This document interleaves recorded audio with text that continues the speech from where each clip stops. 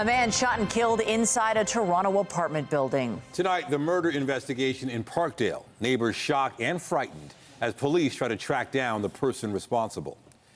Good evening. The victim was pronounced dead at the scene. The violence spilling out onto a balcony. Tonight, detectives remain on the scene trying to find out more about the man who died and suspects in the city's latest homicide. CTV's John Musselman joins us from the scene tonight near King and Jameson with our top story. John. Well, that's exactly it, Michelle. Police are trying to identify who this victim is. All they know is that something happened in that fourth floor unit right before midnight. The body of a man was removed from this Parkdale apartment building today. Police say there were reports of gunshots in the building around midnight. When they arrived, they entered a fourth floor unit. They found a man on the balcony. He was pronounced dead at the scene. We do not have any identification on this person. He did not appear to be carrying any on him when we found him. We have not gone into the unit to completely examine it yet. We are waiting for a search warrant for that. We may find some in there, but at this point, he has not been identified. The building is located at 145 Jameson Avenue and King Street West. There are a few details being released by investigators, but this woman lives in the unit where it happened. She wasn't there at the time of the shooting, but she says she often helps other people who need somewhere to stay. Well, it's crazy. I mean, I try to help everybody. I mean, that's all I ever do is try to help everybody. Forensic officers spent the morning combing the unit for any evidence. They were also brushing the front door for any fingerprints. There is a security camera in the lobby. Detectives are reviewing it. Meanwhile, neighbors in the area say the gun violence is unsettling. Like, people are nice. Everyone is nice. Like, my neighbors are really nice. I've never seen anything sketchy. There are a number of people that were in and out of the building, and we're asking anyone that was in or out of this building last night, anywhere from 11:30 until 12:30, to contact police. The motive for the shooting is unknown. Police will be canvassing the area over the next few days for any additional information. Again, if you know anything about this homicide, you're asked to call Toronto Police or Crime Stoppers. Reporting live in Parkdale, I'm John Musselman. I'll send it back to you. Thank you, John. Still ahead, concerns about gun violence are heightened after yesterday's daytime shooting in Leslieville, which happened not far from where a mother of two was killed by a stray bullet. We turn to a renewed appeal to the public to help solve the murders of two young women. Both were killed during separate shootings in Peel region. Both were innocent bystanders. Now police are offering major rewards in the hopes it'll lead to the breakthroughs in their investigations. CTV's Janice Golding joins us live with the details. Janice. Hi, Nathan. Yes, Peel Regional Police have announced new substantial rewards in the hopes of motivating the public to help themselves two cold cases. 5 years ago today, gunfire erupted outside a birthday party near Torbram and Drew Roads in Mississauga. Our investigation has concluded that at 2:48 a.m., an armed male approached a group of men standing in front of the doors at this location and began shooting at one of them. 24-year-old Jacqueline Gore was shot when the gunman pursued his target, firing continuously all the while. A gunman who has never been located. Meanwhile, police are also looking for a shooter in another cold case, also involving an unintended target. On New Year's Eve 2023, 19-year-old Renalia Richards was shot outside an event space in the Dixie Road and Eglinton area. We need the community to help, and that's what we're seeking in this case, in both of these cases. Police say both young women, innocent bystanders killed by senseless gun violence, and so far their families have had no closure, no justice. To that end, we are significantly raising the current reward from $25,000 to $100,000 for information leading to the arrest and conviction in each of these cases. Our determination to solve these heinous crimes is resolute. A hefty reward that community members say should help. It's not insignificant, so it's got to help convince people to maybe release information they might have. But the people who know about it, who saw something, who remember something, they will. I'm a fisherman. I go fishing. You need to put a good hook on a good bite, or a good bite on a good hook. It helps. Even, people are, without any money, is any criminal, people knows about the information about that, and people will report. As myself, I would do it. Police say the rewards are for information leading to the identity and arrest of those responsible. Now, if you do have information, you're asked to contact Peel's Homicide and Missing Persons Unit, or if you want to remain anonymous, you can reach out to Crime Stoppers. Reporting live from Janice Golding. Now back to Michelle. Thank you, Janice. And Toronto police found themselves investigating more gunfire today. This scene in North York. Officers responded to the intersection of Steeles Avenue West and Keele Street just after 11:30 a.m. after reports of shots fired in the area. They found a vehicle which had been damaged by gunfire, but no injuries have been reported. So far, no suspect information has been released, and police say the investigation is ongoing.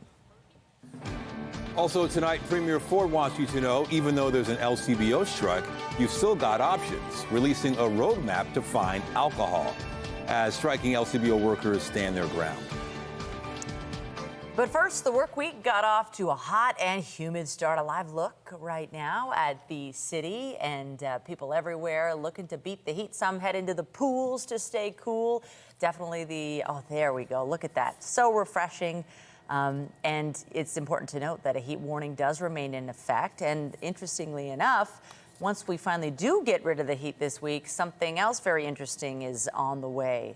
We're going to be having a shift in the weather forecast. Jessica Smith is here to tell us what we're working with. It's a hot night, Jess. It is, and if you want to get out to those pools, a great night to do so. Maybe some relief for some folks who don't have AC. After the heat goes, the rain comes in, Michelle, and it is going to be intense. This is the leftover from Tropical Storm Beryl. Now, we don't have that warm ocean kind of energy to really have those big storm surges or those crazy winds, but it doesn't mean the rain will be insignificant in any way, and especially in and around the Golden Horseshoe, we are looking at the potential of 20 to 40 millimeters. Some places could see up to 50, so localized flooding definitely possible. For now, it is dry and it is very humid out there as we get ready to wrap up our Monday.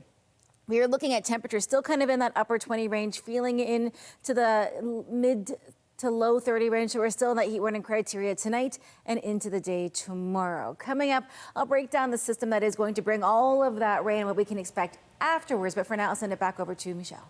Thank you, Jess. And here's something that doesn't help when it's this hot. Some breaking news tonight. Toronto Hydro responding to a large power outage in Scarborough. It's impacting thousands of customers from around Steeles Avenue South to Highway 401 and from Pharmacy Avenue East to Midland. The estimated restoration time is currently listed at 9:30 p.m. Hydro crews are working on the problem, but haven't said anything at this point about the cause of this outage. There appears to be no end in sight in a strike at the LCBO. That was day 4 of the work stoppage, and today the Premier weighed in, promoting other options for Ontarians to purchase alcohol amid the labor dispute. CTV's Rahim Ladani joins us live from Mississauga with the latest details. Rahim. Michelle and Nathan, that promotion by the Premier is not sitting well with those here on the picket line who have been here all day outside this LCBO service center as they try and disrupt normal operations amid the strike.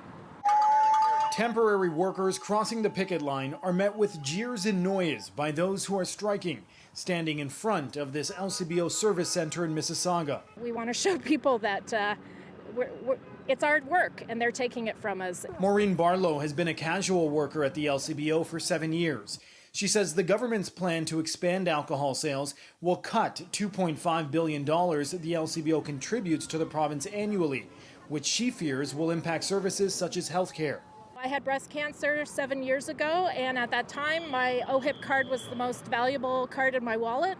People that think that getting convenient booze is better than actually having to pay for health care, they've never lived without it. Even though LCBO workers are on strike. In a video released by Ontario's Premier Monday, Doug Ford is boasting that there are 2,300 other places people can search to buy beer, wine, and spirits during the strike. And remember, in just a few months, convenience stores and grocery stores across the province will be able to sell a whole range of drinks. However, members of the Ontario Public Service Employees Union say the video demonstrates exactly why they need to strike. It doesn't make us feel good. There's no doubt about that. I've been at the board for 2.5 years, and I don't have benefits. I work 40 hours a week. The Ford government, though, is pushing back, saying they put forward a fair offer, which OPSEU rejected. They wanted increased wages. They wanted to move casual workers to more full-time and more severance. And guess what? The LCBO offer on Thursday contained all of that. As the first labor disruption in the organization's history continues on. A short while ago, we did receive an email from OPSU's chair of the bargaining team. She tells us that under Doug Ford's plan, it's not going to support mom and pop shops, but instead it's going to monopolize the alcohol market into the hands of CEOs that own big chain supermarket and grocery stores. Reporting live, I'm Raheem Ladani. Nathan, I'll send it back to you. All right, thank you, Raheem. Another milestone has been reached in the Portland's construction project. The city is removing a man-made dam called the North Plug in order to join the Don River to Lake Ontario. The new channel is part of a revitalization effort to clean up the former industrial area. The city built the wetlands to naturally filter water from the Don River before it reaches the lake. The wetlands is also part of a bigger parkland development, which will eventually see residential buildings in the new neighborhood. The case of a billionaire businessman facing sexual assault charges was in court for the first time today. 91-year-old Frank Stronach is accused of sexually assaulting 10 women dating as far back as the 1970s. Today, CTV's John Woodward spoke to one woman, not one of the criminal complainants, about an encounter she had with Stronach. I was a teenager, a high school student that was selected by Magna International. In 1985, Jane Boone was 19. She was picked for a major scholarship that kick-started her engineering career. The benefactor, then CEO of Magna International, Frank Stronach, who was in his 50s. I was game and so flattered by the attention. And then things got weird. She told CTV News she was invited to Magna's annual shareholder meeting at Roy Thompson Hall and then to dinner at Stronach's Toronto restaurant. Stronach announces to the driver that I have had too much to drink, that I'm in no condition to go back to Guelph, and that he will drive me to the guest house. She said she surrendered her keys, and on the way to the guest house in Gormley, she felt pressure to give Stronach what she believed he wanted. There was like this delay where it all sort of clicked together in my head. I was like, oh boy, I just messed up. I just did something really stupid. I think I'm going to have to sleep with him now. Boone described what happened that night as unwelcome but not illegal. But other alleged sexual interactions involving Stronach, now 91, have resulted in criminal charges, including sexual assault. Stronach did not show up in person at his first court appearance in Brampton. His lawyer appeared virtually instead. The charges describe incidents from the late 1970s to February of this year. There are 10 alleged victims across 13 counts, 7 in Toronto, 1 each in Scarborough, Central York, and Gormley, and 2 in Aurora, the city where Magna is headquartered.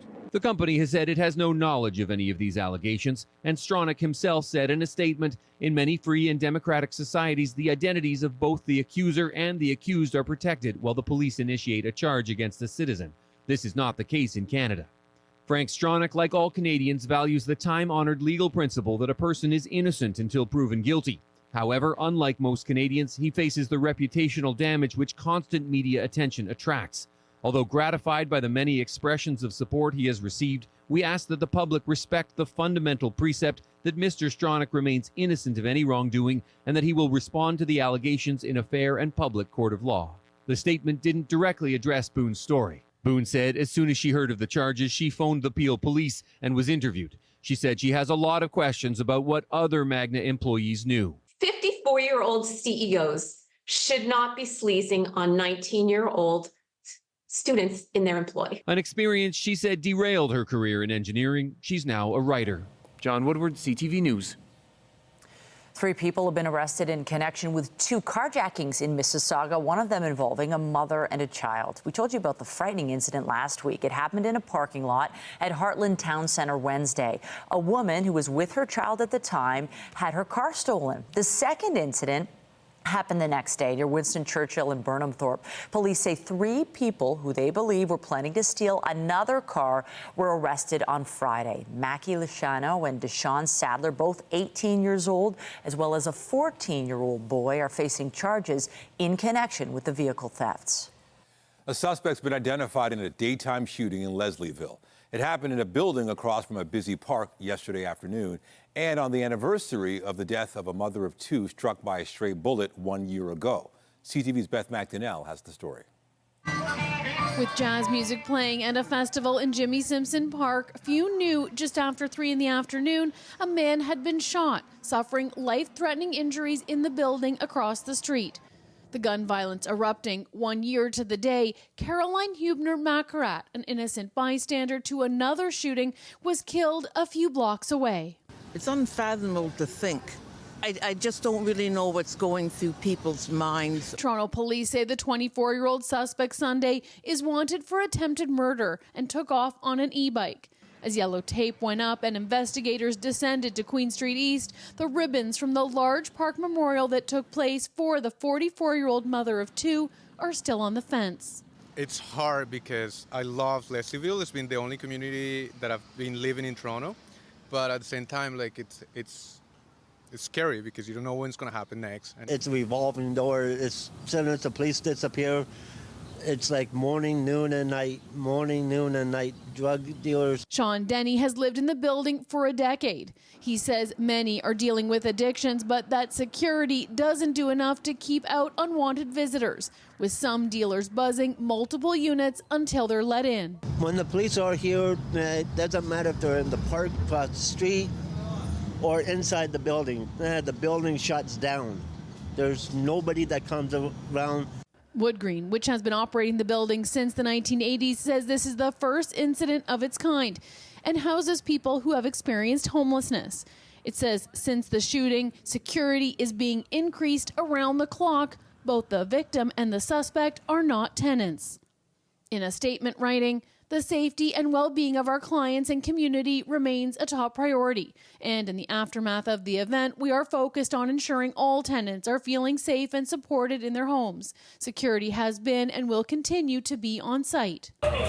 The neighborhood shooting rate here remains low. Police didn't tell CTV News if officers check on this building often or if it's known as a problem spot for drugs. They say they recently completed a project in the South Riverdale and Danforth areas, making over 70 arrests, more than 1/3 of them for drug offenses and seizing drugs.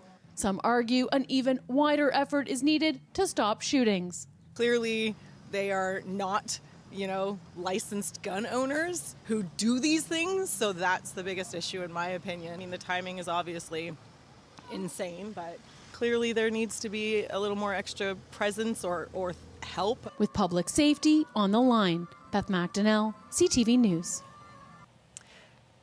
The federal government is making changes to its dental care program only a few months after it launched. Ottawa says it hopes today's announcement will help get more dentists smiling, but some hesitation to sign up remains. CTV's Annie Bergeron-Oliver has the details. How often are you flossing?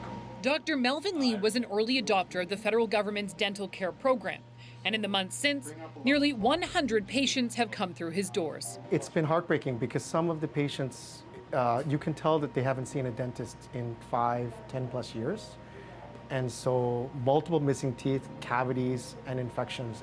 But not all dentists share his enthusiasm. Out of an estimated 25,500 licensed dentists, just 11,800, or less than half, have joined the program. And open, please. With many citing concerns with payment and billing, confusion around eligibility, and fear this process would be too complex. One of the things that I hear is, they've been burned by other programs. They didn't have positive experiences.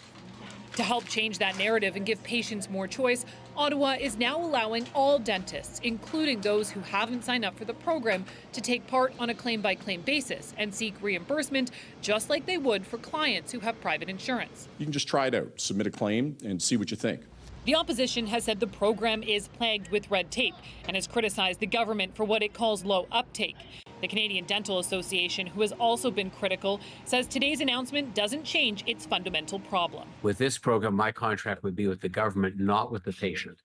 And then I've got to figure out how to fit what the government wants the coverage to be to what the patient needs and what the costs of providing that care are. With conventional insurance, that's not even an issue. Since the program launched in May, more than 2.1 million uninsured Canadians have applied for coverage. Annie Bergeron-Oliver, CTV News, Ottawa. There is international condemnation following a series of Russian attacks across Ukraine today. 36 people were killed in missile strikes on 5 cities. The main children's hospital in Kyiv was partially destroyed. It was among 50 civilian buildings damaged in the capital, as well as 2 central cities and 2 cities in the east. The government has proclaimed a day of mourning for tomorrow, following one of the worst air attacks of the war. Ukraine's prosecutor general has discussed the strikes with the International Criminal Court and is sending all information and evidence to the ICC prosecutor's office. Tomorrow, the United Nations Security Council will meet concerning the attack on the hospital. Today, Prime Minister Trudeau said striking a children's hospital and the innocent children inside cannot be justified. He called it abhorrent. And Justin Trudeau arrived in Washington for this week's NATO summit. He'll be facing other alliance members pushing for Canada to do more on its spending commitment. CTV's Judy Trin has the details.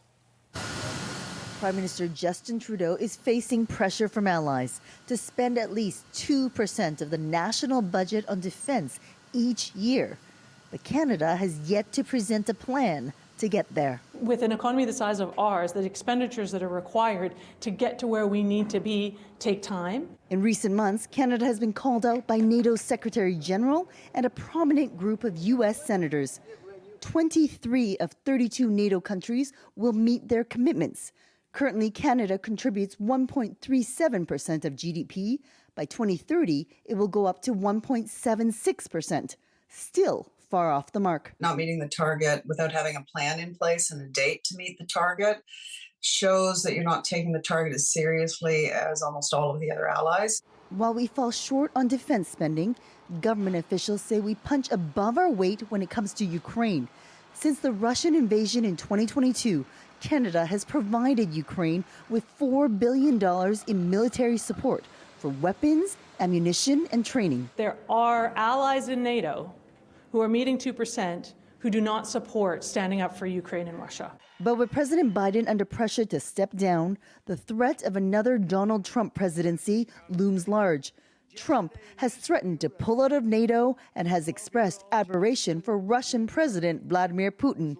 Analysts say even Canada's closest ally may not pull any punches at the summit. Especially what we've seen from the previous Trump administration. I think that that's going to place a lot of pressure on Mr. Biden to be strong and to be seen being strong with Canada on the 2% issue. Trudeau is also under pressure domestically over cost of living issues. To counter that, he's arranged meetings with American businessmen and lawmakers to discuss trade opportunities, all while trying to balance commitments to NATO. Judy Trin, CTV News, Washington. In the Middle East, Israeli forces are advancing deeper into Gaza City. Thousands of Palestinians fled the territory's largest city after Israel issued new evacuation orders on the weekend. There were additional orders to leave today in other neighborhoods. The Israeli military said it had intelligence showing militants were in the area and called on residents to head south to the city of Deir al-Balah. But Palestinians say nowhere feels safe. Most of the territory's population of 2.3 million has been displaced, often multiple times. Canada is urging Israel to reverse a decision approving new settlements in the West Bank. The Canadian Foreign Ministry says it firmly opposes the move and insists unilateral action such as financially weakening the Palestinian Authority and expanding settlements contravenes international law. The ministry says it also threatens the safety and security of Palestinians, Israelis, and others in the region. Meanwhile, Foreign Affairs Minister Mélanie Joly met with her British counterpart today. We have lots to do together. Definitely to have a strong relationship between Canada and the UK, which is a historic one, which we can completely deepen. And there's so many different security crises happening in the world right now. David Lammy welcomed his first official visitor to London days after the Labour Party swept to victory in the general election.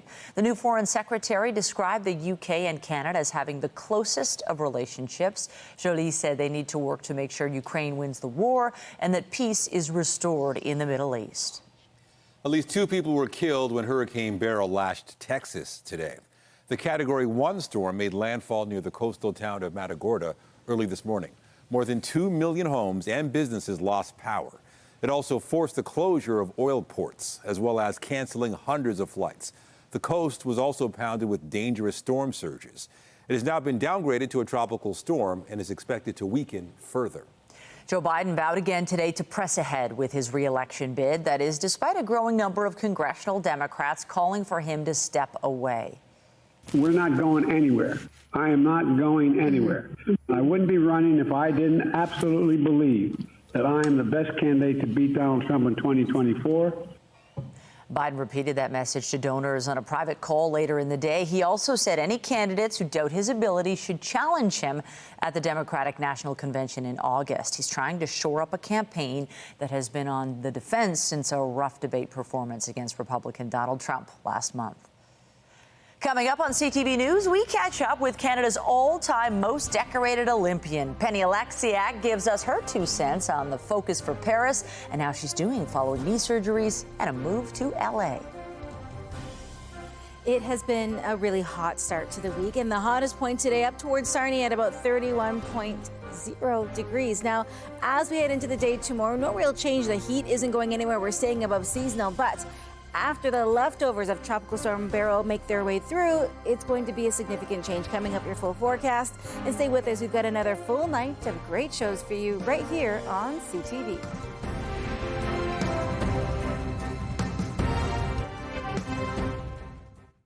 Well, it is not just hot here. Most of North America is feeling the heat right now. And Canadians from east to west are in the thick of it, bracing for more in the days to come. CTV's Paul Hollingsworth has the latest.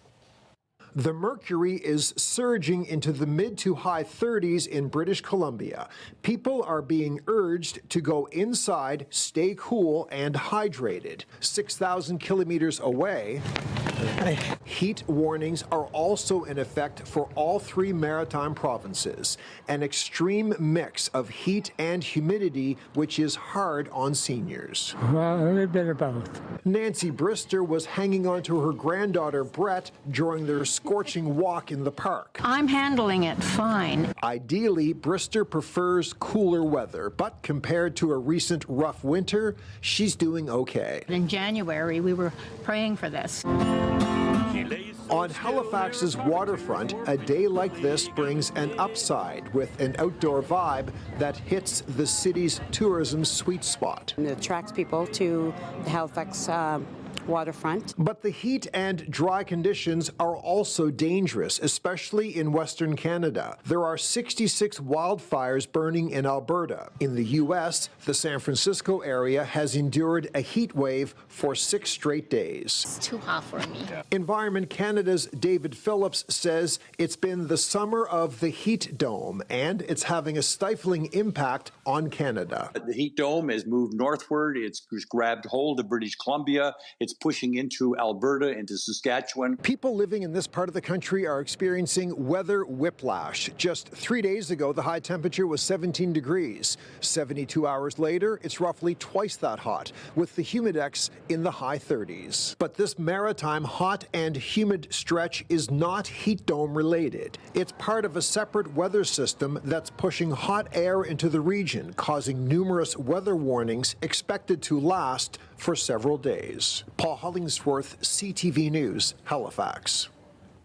Well, no weather whiplash here, but we are getting a lot of hot, a lot of hazy, a lot of humid temperatures. Yeah, there's a lot to talk about in the weather forecast this week. A lot going on, a lot to be aware of as we go about our days this week. Especially, if you have kids at camp or you're traveling midweek anywhere, really the commute's going to be a challenge because we're watching for the tail end of Tropical Storm Beryl to make its way in overnight Tuesday and into our Wednesday morning. So that commute into work on Wednesday is going to be a challenge. The, good news with it is it will cool us down just a little bit. So if you're not a fan of all this heat and humidity, we drop drastically as we head in towards Wednesday and Thursday. But for now, it is still really warm out there. We're holding on to a ton of heat and really no change. So if you're out for a walk, getting your steps in, having the right kind of gear with you, a hat, sunglasses, sun protection, umbrellas, hydration, it's all important and great ways to help you enjoy the warm weather because we're in the dog days of summer, as they say, and it's really not going anywhere as we head throughout the week. Again, the midweek cool down will be short-lived, and by the time we reach the weekend, things really do start to rebound. Temperature-wise, we're sitting at 28 right now. It still feels like 34. And almost everybody in central and southern Ontario still in that heat. But as far as heat warnings go, it's just the Golden Horseshoe. Now, into this evening, we'll be at 20. We should be at 17. It'll feel like 27. It's a lot of numbers there, but none of them are the ones we really want right now as we head in towards this evening. And it's not a record-breaking night, but it is going to be quite toasty. Into the day tomorrow, it's going to be hot as we kind of get ready for the system to come in and cool things down with a cold front. Temperature-wise, into the 30s. It will feel like 38 here in the GTA. The bulk of this rain right now is kind of making its way up from south of the border. So we will see the likelihood of this timing-wise late Tuesday. So as it continues to track its way up towards us here in the GTA, timing-wise, this is what kind of makes the biggest impact. We lose a lot of steam as it makes its way overland. So as it impacts us, Tuesday night into Wednesday morning, Wednesday afternoon, it will be more of a rain situation. It doesn't make it any less intense. We just don't have the same kind of winds that they had in towards Texas and throughout the Caribbean. Throughout the rest of our day today, it's not bad. It's as we step in towards tomorrow evening into the early morning hours where things start to change as that system kind of meets a cold front coming in with it. So timing everything out the rest of our night tonight, really not all that bad. It'll be clear, just really hot out there. A much cloudier day ahead of us. Still some peaks of sunshine, and we still have a really high UV index out of 10.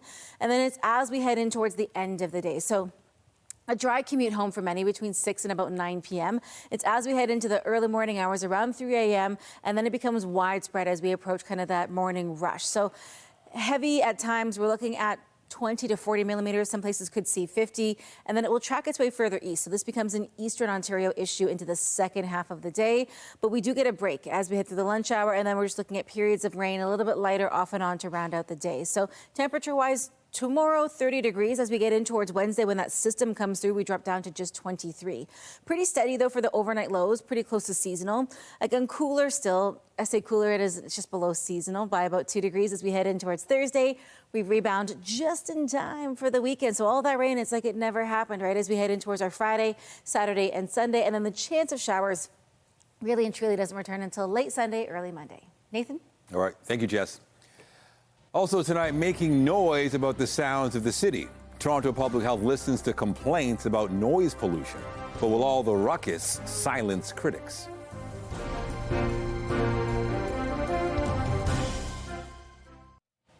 A group of Toronto citizens made some noise at City Hall today. They're calling on the Board of Health to do more about the problem of noise pollution in the city. We get more from our health reporter, Pauline Chan.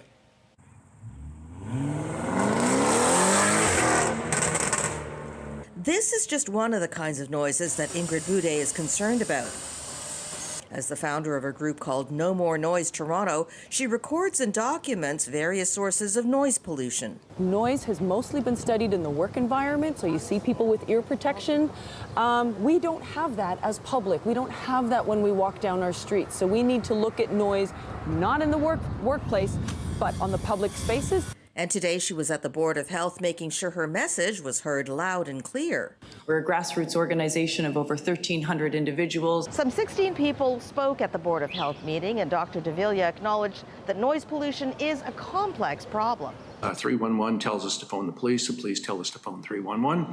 And there's no resolution. We know it impacts our heart, it impacts our adrenaline system, it increases stress. And that's just the physical manifestations, never mind increasing depression and anxiety. Boudet acknowledges that response to loud sounds is very individual, and the city already has bylaws in place for some noise regulation. We know that health impacts start at 55 decibels. But cars, construction, and other sources can reach double those levels or more. Maybe have a noise commission or an office of noise where we can kind of look at combining and weaving together Toronto Police, municipal bylaws and standards, and Customer Experience Division, which is 311. Pauline Chan, CTV News. Mosquitoes carrying West Nile virus have been detected in Peel region for the first time this year. Peel Public Health says mosquitoes collected from a trap in Brampton tested positive. The illness is a mosquito-borne disease which is transmitted to humans through bites. Symptoms can include fever, headache, and joint pain, as well as rash. No human cases have been confirmed in Peel so far. Health officials say the risk of acquiring West Nile is low, but people can protect themselves by wearing insect repellents containing DEET and avoiding areas with high mosquito populations. At the age of 24, Penny Oleksiak is Canada's all-time most decorated Olympian, and she's not done yet as she gets ready for the Summer Games in Paris. And she made the rounds on the morning shows. CTV's Andrea Case has a wrap. Pick a color from bronze to gold. Penny Oleksiak has more Summer Olympic Games medals than any other Canadian in our nation's history. The Olympic medal rush began in Rio in 2016. The then 16-year-old racked up medals individually and as a relay team member in freestyle and butterfly. In Paris later this month, her focus will solely be as a relay team member. Honestly, just excited to go and really enjoy it for the first time. I think every time I'm like totally overcome by nerves while I'm there. So this time to be able to go and just really enjoy it, have a good time, and see what we can do. Speaking from Barcelona, where she and fellow team members are training, she appeared on Your Morning and minutes later wearing a hat on CP24 Breakfast. She spoke about being a 3-time Olympian. Honestly, I feel like I'm still learning all the time. I think every Olympics is so different from each other. My first one, I had no idea what I was doing. My second one was in Tokyo and during COVID, and excited to go. And it's going to be so different from the other two I've been to.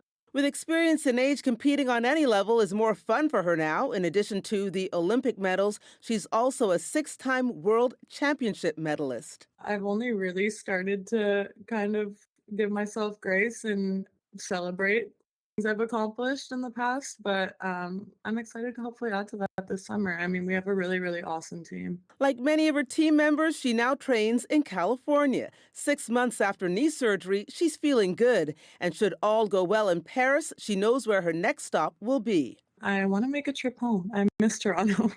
Oleksiak said she couldn't have made it to the Olympics without help from people like the Ontario Lottery Corporation and tickets like Quest for Gold. All the proceeds from tickets like this go to help making Olympic dreams come true. That'll be $2. Thank you. Andrea Case, CTV News. After the break, signing on for the long term, 2 key Raptors score multi-year deals that will lock up the team's young core as players get set for Summer League.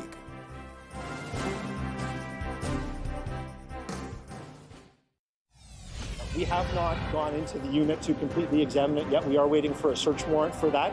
We may find some in there, but at this point, he has not been identified. Updating our top stories, police investigating after the body of a man was found at a Parkdale apartment building today. There were reports of gunshots in the building at around midnight. There's no indication of a possible motive, and no arrests have been made. I want to show people that it's our work, and they're taking it from us. Temporary workers were greeted today by those striking outside an LCBO service center in Mississauga. Meanwhile, the premier released a video saying there are 2,300 other places people can search to buy alcohol. But those on the picket line insist that just demonstrates why a strike is needed. One of the things that I hear is that, they've been burned by other programs. They didn't have positive experiences. The federal government is making changes to the National Dental Care Plan to try to get more dentists to sign on. Dentists and hygienists no longer need to sign up to provide care to uninsured low and middle income patients covered under the plan. Just shy of 50% of dental professionals in Canada have signed up. And remember to keep up to date day and night through our website, ctvnewstoronto.ca.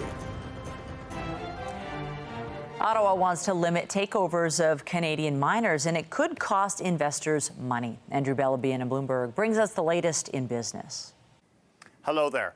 A new federal policy limiting foreign purchases of mining companies will tend to devalue shares in Canada's biggest metal producers, according to analysts at Bank of Nova Scotia. Canada now says it will approve foreign takeovers of large domestic mining firms with significant critical minerals operations only, quote, in the most exceptional of circumstances.